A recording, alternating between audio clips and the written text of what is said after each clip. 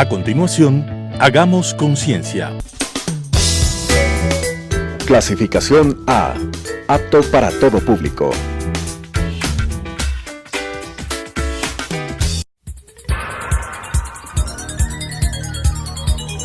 Las opiniones vertidas en este espacio por la producción y dirección del programa son de exclusiva responsabilidad de sus autores y de quienes intervienen en ellos. Telesucesos Canal 29 UHF presenta Hagamos Conciencia, un programa dirigido a la salud, educación y a la conciencia de nuestra sociedad con la conducción de María Gabriela Avellano. Hagamos Conciencia.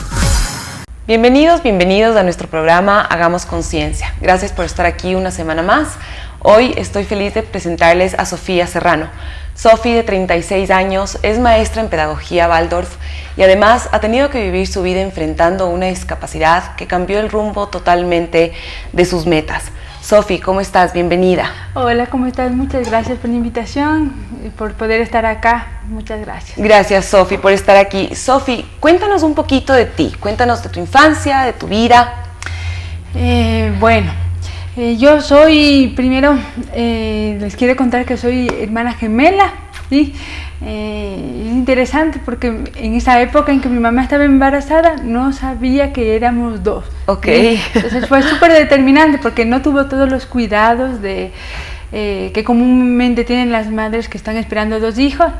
Y entonces ya mi mamá, el rato que dio a luz, entonces ya yo nací. Y ahí dijo, pues siga pujando, que viene otra. No, otra, ¿cómo puede ser? Entonces, por eso es que nací muy chiquitita y bueno, vine con mi hermana gemela. Y pues siempre me costó un poquito en la infancia esto del crecimiento, sobre todo en la primera etapa. Pero de ahí, más que nada, ya tuve una infancia súper bonita, súper saludable, pero sí siempre me sentí muy diferente, ¿sí? Muy diferente, más que nada por mi forma de sentir el mundo, de percibir las cosas. Siempre tenía una visión que contrarrestaba mucho con el común de mis compañeras. Me costó mucho la integración social, toda la primaria y también la secundaria, mucho.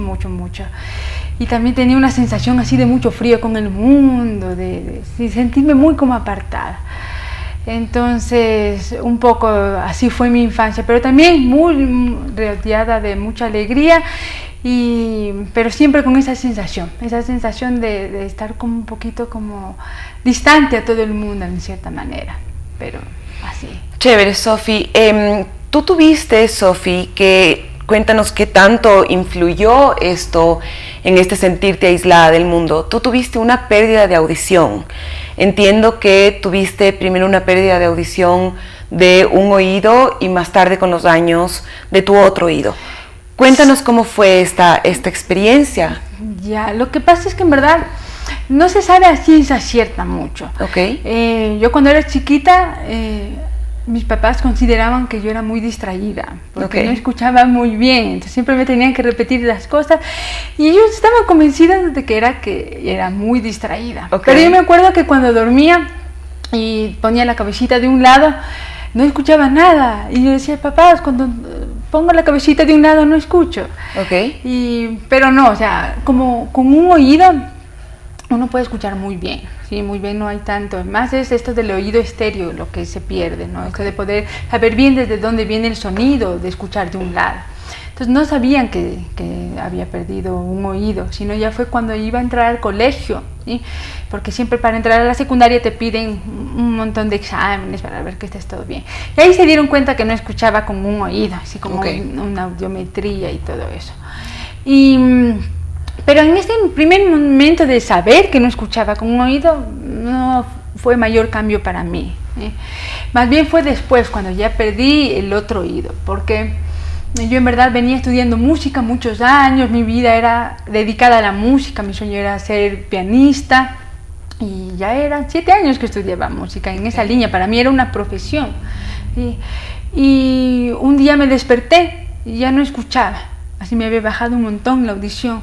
Pensaban que era, no sé, algún problema con la cera. Me hicieron miles de exámenes y nunca descubrieron una razón del por física. qué. Ajá, nunca hubo una razón física. Inclusive mandaron mis exámenes a Alemania. O sea, fue una búsqueda muy exhaustiva, pero no encontraron una razón del por qué. Parecía que había sido algo anímico. Y me fue bajando gradualmente.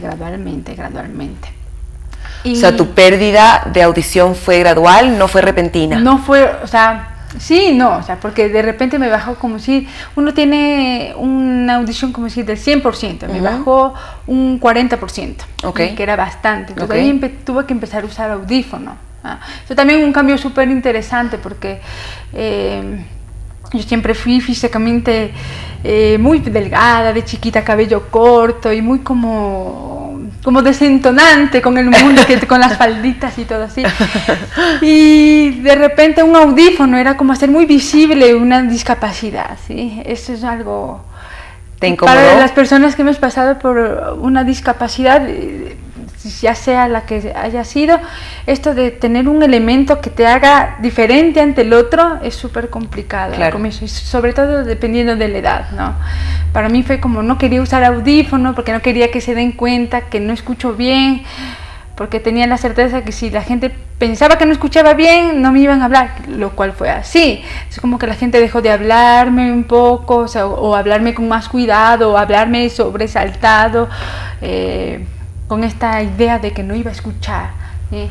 Entonces esos cambios, ¿no?, difíciles, pero me fue bajando gradualmente, más o menos cada 6 meses me bajaba, hasta que ahora tengo un 5% de audición, que es súper poquito, ¿sí? Ya son restos auditivos, que por suerte, como mi pérdida fue de pequeña, aprendí a hablar bien, a desenvolverme bien, a leer mucho los labios, a intuir mucho también.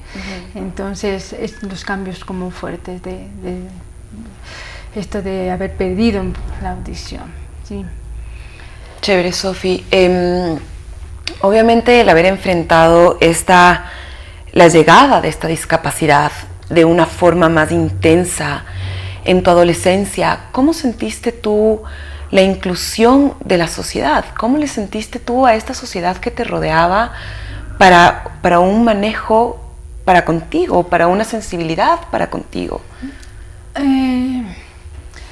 Yo creo que hay diferentes matices, porque es, por ejemplo, qué pasa en la familia con este encuentro con la discapacidad, qué pasa en el nivel de colegio y qué pasa en sí en la sociedad como más abierta.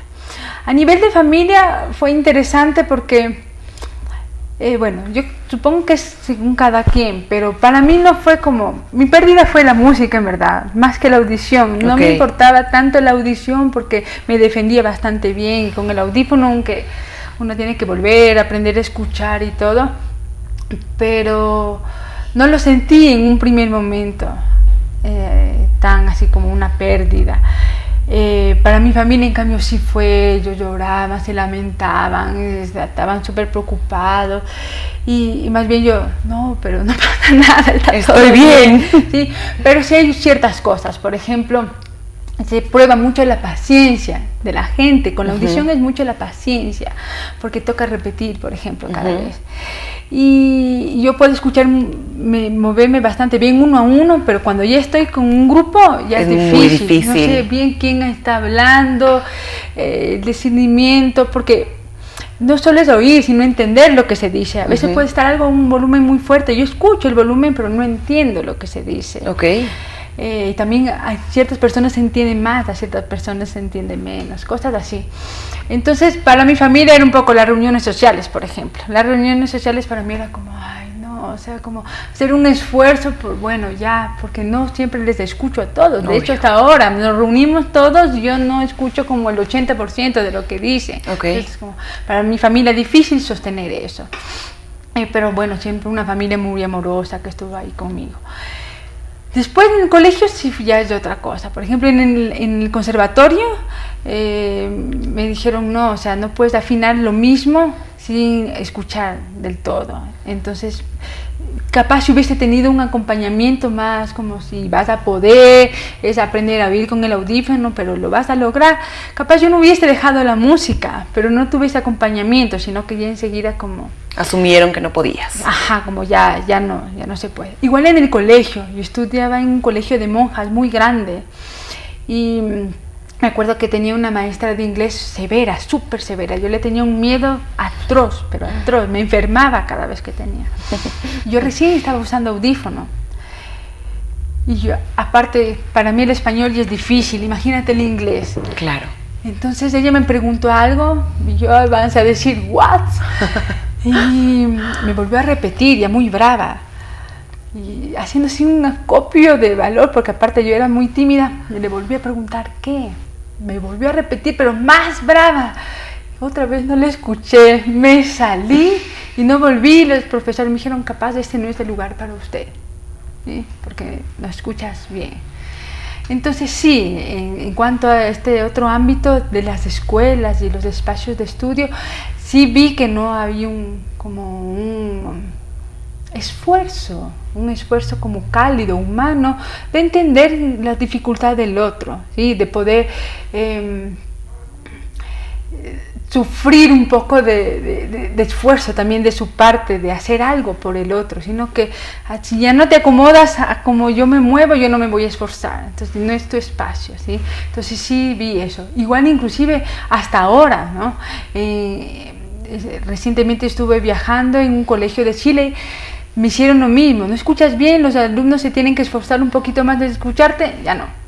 Siento que de cierta manera para la sociedad en general, para las entidades educativas, lo más fácil es asumir que no se puede, ¿no? Lo más fácil es asumir que las discapacidades no lo van a lograr y segregar. Y yo creo que ese es el grave problema de las sociedades que no están preparadas para manejar la educación, que esa es su primera reacción, asumir que no se puede y alejar. Sí, y no solo las instituciones, yo creo que el mundo entero no está preparado, porque realmente la diferencia, y no solo hablo de la discapacidad, sino toda diferencia, ¿sí? Exige del ser humano un movimiento anímico de comprensión, de poder hacer un vacío dentro de sí para recibirle al otro. Y eso exige una cierta entrega, un cierto respeto ante la dignidad humana del otro, cosa que no se puede mucho hoy en día. Estamos en una época de mucho egoísmo, donde nos esforzamos lo menos posible en cualquier cosa, no solo en el hacer las cosas, sino también en los encuentros humanos. Ahora hasta lo más,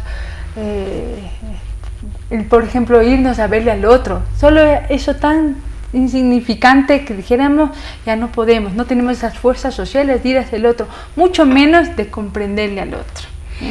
Te entiendo, Sofi, creo que tienes toda la razón y me parece que es importante acotar todas estas visiones de un mundo tan centrado en uno mismo, ¿no? Tan egocentrista de cierta manera. Sofi, tuviste que dejar tu sueño de la música por las circunstancias de la vida, pero encontraste un camino que hoy por hoy te hace súper feliz y es la pedagogía Waldorf. Hoy eres maestra del Colegio Chuquiragua, de la filosofía Waldorf.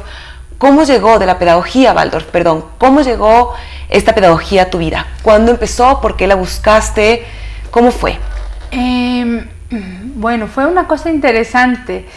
Fue como justamente por esta misma discapacidad o esta misma dificultad que me vino como un regalo, ¿no? En verdad, yo tenía muchos problemas desde antes, desde pequeña mismo, para caminar. Mi padre me contaba que me habían, en verdad, ya algunas veces desahuciado cuando era niña, como te había dicho, que no iba a poder caminar, que no iba a poder nada.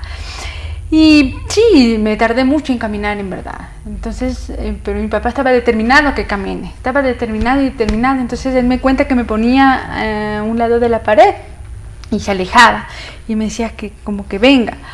Y yo, claro, intentaba ir, pero me caía y él se alejaba un poco más. Entonces es como que me exigía mucho y estaba como con esas ideas certeras de que iba a poder. Pero claro, me exigía mucho, igual con el habla, me costaba mucho decir algunos fonemas, la S, la R. Y una maestra Baldor que pasaba por acá, por Ecuador, nos conoció esta dinámica, esta necesidad de mi papá por ayudarme. Le dijo, está bien, pero no le estás ayudando, le estás forzando mucho. Si tú quieres ayudarle, tienes que ir y estudiar pedagogía Baldor. Y mi papá siempre fue así como muy determinado. Escuchó un poco de lo que es la pedagogía Baldor y se fue a estudiar a Brasil. Y entonces cuando él regresó, fue mi maestro. Él me cuenta que él me ayudaba mucho con el pronunciamiento y me hacía algunos ejercicios de euritmia bien bonitos, pero con un rato ya como que ya estaba yo muy cansada y ya como dejémosle descansar. Y yo he estado solita repasando con la poesía hasta que un día ya había podido. Y así fue como entró la pedagogía Baldor a mi vida, ¿no? Por medio de lo que después se convirtió también en la vida de mi papá. Y siempre me gustó, pero no tanto la parte pedagógica, sino más bien la parte antroposófica, ¿sí? La pedagogía Baldor se fundamenta en la antroposofía, que tiene una visión del ser humano muy profunda, ¿sí? Y contempla al ser humano como un ser espiritual también, ¿sí? Y siempre me pareció muy como algo muy mío, como que me decía mucho a mí. Y me buscaba los libros de mi papá, me escondía para leérmelos. Y así fue. Empecé a leer desde muy pequeña pedagogía Baldor y antroposofía y se convirtió en mi vida entera. Y aún ahí no pensaba estudiar pedagogía Baldor. O sea, voy a hacer cualquier cosa menos lo que mi papá hace. Pero una vez me pidieron que ayude a unos niños justamente de esta iniciativa que comentamos hace un rato del Liceo Campo Verde, cuando estaban comenzando. Y ese día era un día nuevo, pues estábamos comenzando y todos estaban con los nervios y yo estaba con los niños chiquitos, estaba ayudándoles y tenía esa certeza de que no les veía a los niños, de que no les estaban ahí, pero no podía entender lo que realmente necesitaban los niños. Y cuando vi eso es que supe que tenía que estudiar pedagogía Baldor para poder realmente entender lo que los niños necesitan. Y entonces fue que tomé la decisión y me lancé hacia Argentina a estudiar pedagogía Baldor también. Hermoso, Sofi. Así un poco contra viento y marea, porque no tenía dónde llegar, no tenía plata tampoco con que irme, nada. Pero fue una decisión que tenía que poder entender a los niños y poder verles realmente. Y eso fue la fuerza para poder salir. Así fue. Sofi, cuéntame, me parece increíble cómo la vida te pone las cosas sobre la mesa para que encuentres tu camino. Tú pensaste en algún momento dado que iba a ser una frustración enorme el perder la música y sin embargo encontraste una nueva misión de vida. Y nunca perdí la música en ese camino tampoco, porque en la pedagogía Baldor la parte musical, artística es súper fundamental. Cuéntanos un poquito, en resumen, ¿qué es la filosofía Baldor para que un poco todos puedan entender qué es lo que haces tú en tu vida y a qué se dedica la pedagogía Baldor como una base, ¿no? Como un concepto general? Ya. Lo primerísimo es saber que no es una filosofía. Es una pedagogía. No es una filosofía. Porque Rudolf Steiner, cuando él fundó lo que es la antroposofía, él justamente lo que él habló es de que lo último que tiene que ser es una filosofía. Porque una filosofía se queda en el mundo de las ideas. Okay. Y tiene que poder materializarse para ser una ciencia, como lo es la antroposofía, una ciencia espiritual. Tiene que poder ser concreta, tiene que poder ser aplicable en el mundo y también tiene que tener un método de estudio, lo cual tiene.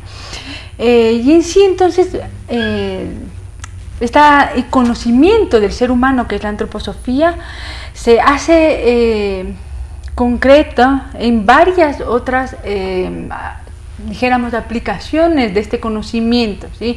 No hay solo la pedagogía Baldor, sino también está la medicina antroposófica, la euritmia, la agricultura biodinámica, etcétera. Son como concreciones de este conocimiento. Okay. Y en lo particular la pedagogía Baldor tiene una visión del ser humano, ¿sí? Como un ser con cuerpo, alma y espíritu, ¿sí? La visión que uno tenga de lo que es el ser humano le posiciona de una manera particular con él. No es lo mismo pensar que el ser humano es un animal racional, ¿sí? Porque esto te posiciona ante el infante, ante el niño de una forma y te hace actuar de una forma. En cambio, cuando tú tienes una imagen del ser humano como un ser espiritual, te posicionas también desde otra forma. Okay. Entonces, desde esta certeza del del niño como un ser espiritual, la pedagogía Waldorf tiene una mirada muy respetuosa ante la individualidad del niño, un conocimiento también de su desarrollo, de sus etapas de desarrollo, y desde este conocimiento entonces aplica su metodología, su cómo enseñar, cómo educar, qué enseñarte, cómo hacerlo y cómo corresponde a cada etapa de educación, ¿sí? de desarrollo del niño. Entonces, en sí podríamos decir que la pedagogía Waldorf es un conocimiento profundo del ser humano que le permite aplicar la educación de una forma muy respetuosa ante este niño, ¿sí? Como centro. Como un individuo. Como individualidad. Y sobre todo eso, que reconoce que este niño que recibe no es algo que recién se crea o un animal racional, sino es un ser que viene ya desde el mundo espiritual, y que uno tiene que acercarse con esa reverencia para poder entender qué es lo que realmente ese niño necesita, ¿sí? Qué es lo que ese niño ha venido a aprender este mundo y que también nos ha venido a enseñar a nosotros. Y trata entonces de no poner algo para que el niño sirva para la sociedad, sino ofrecer un entorno que le permita desarrollar lo que él mismo ha traído desde ese mundo espiritual como fuerzas individuales para el nuevo orden social. Entonces un poquito, podría decir, muy resumido. Ok, increíble. Sofi, la verdad es que no tenía muy claro lo que implicaba la pedagogía Waldorf, sin embargo me parece que es un poco el método más adecuado o la forma más adecuada de hacer una inclusión a la discapacidad, la forma más adecuada de hacer una inclusión en una escuela regular a la discapacidad es la individualización de esa educación, el poder ver las necesidades de ese niño para poderle proveer de lo que necesita. ¿Cómo se maneja la inclusión de la discapacidad a través de Waldorf? Bueno, ahí otra vez volvemos a este punto de partida que decía. Primero, reconocer la individualidad del niño, ¿sí?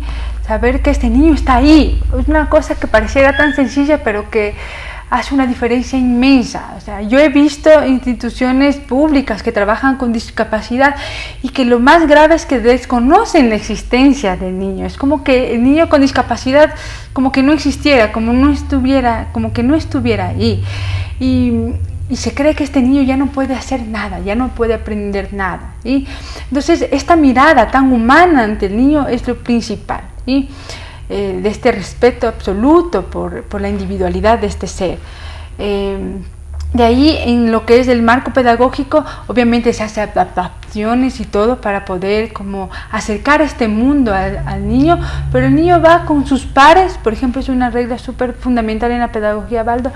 Los niños con discapacidad van con sus pares, ¿no? Es que se toma en cuenta eso de la edad intelectual o de la edad mental en diferencia de su edad biológica, sino que el niño tiene que ir con sus pares y va avanzando con sus pares, y se tiene la certeza que aunque el niño a veces no haga lo mismo que un niño regular, pero siempre lo está haciendo, siempre está trabajando, y uno valora mucho eso porque sabe que el trabajo está ahí, que a veces uno tiene que prestar voluntad, pero que el niño está aprendiendo, está trabajando, y sobre todo que está creciendo y desarrollándose igual que todos los otros niños. Al fin y al cabo todos somos diferentes y solo nos encontramos con el mundo de una manera diferente. Y ya para cuando son más grandes, sí, ya después de los 21 años, sí se habla de lo que es la terapia social. Y ahí lo importante es ayudar a encontrar la misión, porque todos llevamos una misión. Y no todas las misiones tienen que ser una misión grande, ¿sí? Y todos tenemos diferentes misiones, todas son súper importantes para el desarrollo de la humanidad toda y de uno individualmente. Y ahí como la pregunta, ¿cómo le ayuda a encontrar a alguien su misión?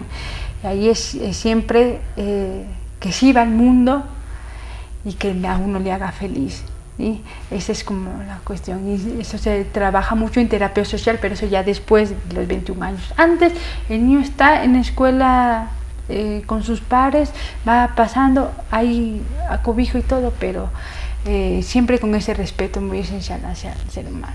Chévere. Sofi, para empezar a cerrar esta entrevista, danos un par de consejos. Me parece que el proceso educacional regular hoy por hoy puede ser un poquito precario con la infancia y puede ser un poquito irrespetuoso con la infancia. Danos 2 consejos rapiditos desde Waldorf de cómo respetar a nuestros hijos, de cómo respetar la infancia, de cómo dejarles ser los niños plenos que vinieron a ser. Bueno, en este caso tengo 2 cosas que me parecen esenciales, ¿sí? La primera es justamente esa mirada ante el niño, ¿sí? No hay nada que dé más fuerza y que le otorgue como posibilidad a un niño que la certeza de que ese niño puede todo, tanto sea regular como tenga alguna discapacidad, pero esa certeza puede obrar, ¿sí? Okay. O sea, si yo creo que estoy segura y convencida de que mi hijo puede hacer y aprender lo que sea, lo puede lograr, ¿sí? Entonces, primero eso, la absoluta confianza en el niño. Y la segunda sería el cuidado de los sentidos. Estamos en una época donde los sentidos son totalmente descuidados, ¿sí? Mira, antes cuando los niños nacían se les ponía en una cuarentena, no porque estén enfermos ni nada, sino que era una certeza de que el niño debía estar en un ambiente muy cuidado a nivel sensorial, ¿sí? No mucha luz, no demasiadas visitas, no mucho ruido, ¿sí? Había todo un cuidado de los sentidos. Ahora ya no es así. Ahora apenas el niño nace, flashes, todo el mundo le visita, todo el mundo le carga, salimos al concierto con él y todo. Es un descuido terrible ante los sentidos. Entonces, si logramos proteger a nuestros hijos desde pequeños y sobre todo el primer septenio, ¿sí? De que tengan un ambiente sonoro lo más relajado posible, ¿sí? Sin mucha contaminación auditiva, ni la televisión a todo volumen, ni la radio a todo volumen, ¿sí? Todo lo que es lo visual también. Si tratamos de sacar la televisión sería lo mejor que pueden hacer para la infancia, pero también todo lo que es visual, que tratar de que los cuartos de los niños sean abarrotados de juguetes, de tantas impresiones visibles, ¿sí? Porque es como demasiado avallazamiento. Igual con el tacto, mucho cuidado con el tacto, cómo le tocamos a un niño, cómo le cambiamos, siendo conscientes de que ese contacto es estar tocando el mundo del otro. Entonces, todo lo que es cuidado de los sentidos ayudaría inmensamente en esta época, sobre todo primer septenio. Chévere, Sofi, muchísimas gracias por toda esta información. La verdad es que para mí el haberles podido traer esta entrevista es el poder exponer la vida de una guerrera que hoy por hoy en su adultez encontró su camino de vida, que además es el servir a los demás, el dar respeto a la infancia y sobre todo el dar respeto al yo, el dar respeto a los seres humanos como seres íntegros y dignos de respetar. Como dice Sofi, tenemos que vaciar un poquito de nosotros para dejar esa otra persona entrar y entender sus necesidades desde lo más profundo. Sofi, no sabes lo que me ha gustado de esta entrevista. Muchísimas gracias por acompañarme, gracias por toda esta información y espero que hayas disfrutado tú también de este momento. Muchísimas gracias a ti, Gaby. Me parece un espacio súper enriquecedor y que va a hacer la diferencia para todos quienes ven y puedan, como a raíz de esto, ponerse a pensar, a meditar realmente en cómo estamos mirando a los niños y qué podemos hacer para ofrecerles un contexto más saludable, ¿sí? Sobre todo una vivencia de dignidad humana mucho más respetuosa. Así que más bien gracias a ti. Gracias, Sofi. Muchísimas gracias a todos y nos vemos la próxima semana en Hagamos Conciencia. Clasificación A. Apto para todo público.